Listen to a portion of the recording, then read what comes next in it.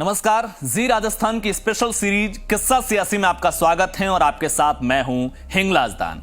किस्सा सियासी में आज बात तनसिंह की। तनसिंह जिन्होंने सिर्फ 4 साल की उम्र में जागीरी संभाली। 1949 में देश के आजाद होने के ठीक बाद बाड़मेर नगर पालिका के अध्यक्ष बन गए।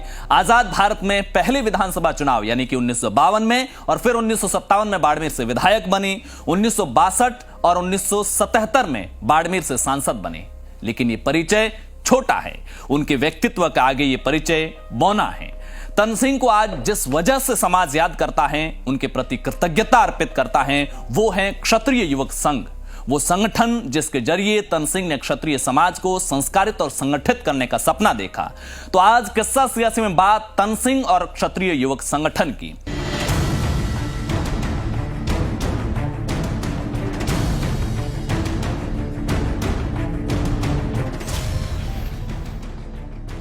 तनसिंह का जन्म 25 जनवरी 1924 को हुआ।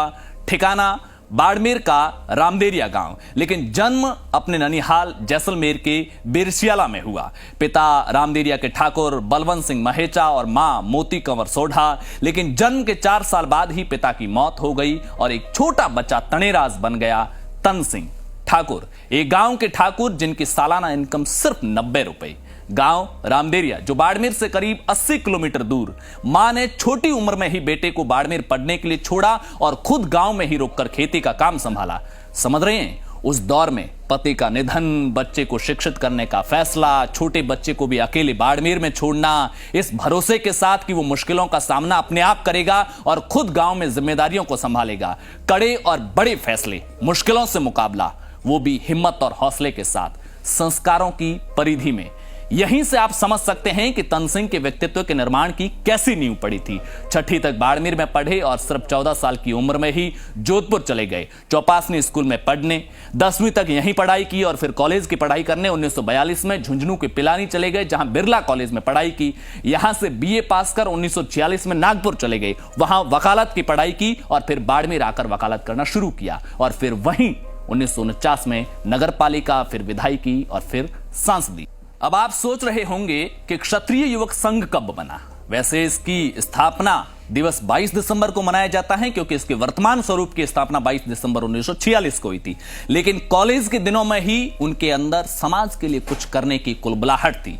आज भी आप अपने आसपास देखिएगा, हर समाज में कुछ युवा ऐसे होते हैं जिनके लिए हर समय समाज के लिए कुछ करने की कुलबुलाहट रहती है। भले ही उनके पास प्रॉपर प्लानिंग ना हो, रास्ता क्लियर ना हो, लेकिन एक छटपटाहट होती है कि कुछ करना है। तनसिंह में भी छोटी उम्र से ही समाज को मजबूत करने, क्षत्रिय समाज को संस्कारवान करने जैसे विचारों की ज्वाला शुरुआती रूप में चिंगारी के रूप में हमेशा से जहन में जलती रहती थी। इसी बीच 1944 में पिलानी में कॉलेज पढ़ाई करते समय ही राजपूत छात्रावास में रहते हुए दिवाली के दिन क्षत्रिय युवक संघ की स्थापना की गई। जैसे बाकी संगठन चलते हैं वैसे क्षत्रिय युवक संगठन चलने लगा।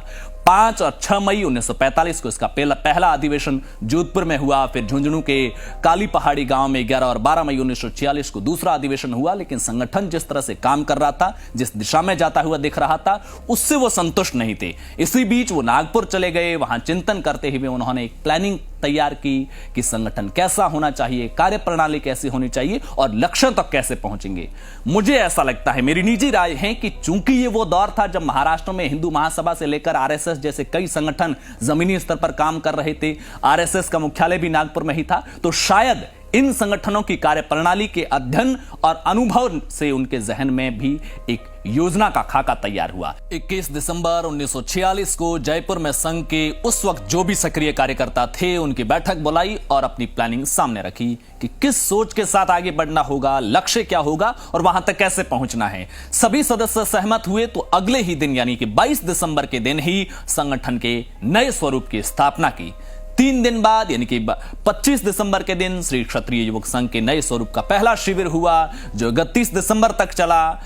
तनसिंह को संघ प्रमुख चुना गया था। इस वक्त 1949 में फिर चुनाव हुए, फिर तनसिंह संघ प्रमुख बने। इधर 1949 में ही उनकी सियासत में एंट्री हो चुके थे, बाड़मेर नगर पालिका के अध्यक्ष, फिर विधायकी और फिर 2 बार सांसदी। 1949 में खुद को संगठन से अलग किया और अपने करीबी आयुवान सिंह हडील को संघ का प्रमुख बनाया। आयुवान सिंह हुडील 1959 में फिर से संघ के प्रमुख बने, लेकिन जब आयुवान सिंह ने राजनीति से संन्यास ले लिया तो फिर यही जिम्मेदारी तन सिंह ने वापस संभाली और 1969 तक तन सिंह इसी पद पर बने रहे और 1969 में नारायण सिंह रेड़ा को प्रमुख बनाया गया।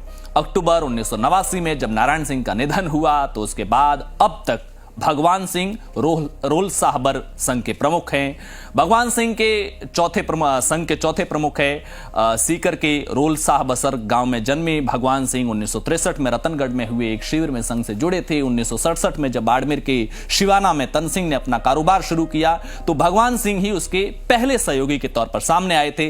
हालांकि इसी साल यानी कि 2021 में जुलाई में ही वो खुद को मार्गदर्शक की भूमिका में ले गए हैं और लक्ष्मण सिंह बेणिया का बास को जिम्मेदारी दी है। क्षत्रिय युवक संघ का प्रमुख कोई भी बने, लेकिन संघ और संघ प्रमुख सभी तन सिंह के आदर्शों पर ही चलते हैं। तन सिंह जो गांधी जी की हत्या के बाद आरएसएस पर गलत तरीके से जो प्रतिबंध लगा था उस प्रतिबंध के खिलाफ भी आंदोलन में भी शामिल हुए थे और आरएसएस का पक्ष लिया था।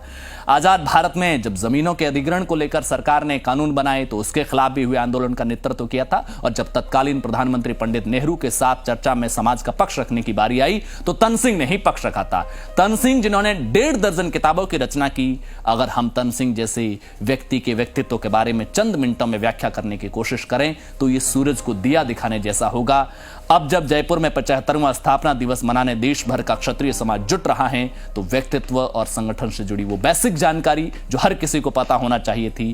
किस्सा सियासी में आज के लिए बस इतना ही। मिलेंगे अगले एपिसोड में, तब तक के लिए नमस्कार।